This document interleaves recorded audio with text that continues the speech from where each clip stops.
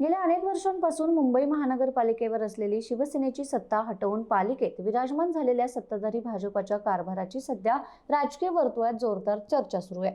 मुंबई महानगरपालिकेवर एकहाती आणि संपूर्ण नियंत्रण मिळाल्याने आता भाजपा नगरसेवकांना भरभरून निधी मिळणार असं अनेकांना वाटलं होतं। मात्र भाजपाची सत्ता येऊनही पक्षाच्या विशिष्ट नगरसेवकांना निधी वाटपात झुकत माफ दिलं जात असल्याची कुजबूज सध्या भाजपच्या अंतर्गत वर्तुळात रंगली आहे। माहितीनुसार मुंबईतील भाजपच्या नगरसेवकांमध्ये निधीचं समान वाटप होत नसल्याची तक्रार आहे।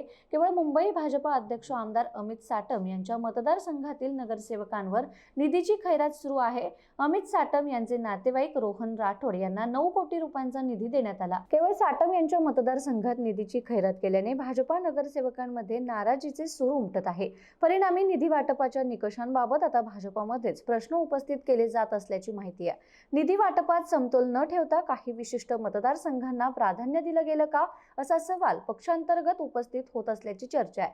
निधीचं वाटप राजकीय जवळीक आणि गटबाजीवर होतंय का असा सवाल आता विरोधकही करू लागलेत। त्यामुळे आता यावरून भाजपामध्येच गृहकलह रंगण्याची शक्यता आहे। यावर आता अमित साटम काही स्पष्टीकरण देत आहेत का हे पाहणं महत्त्वाचं असणार आहे।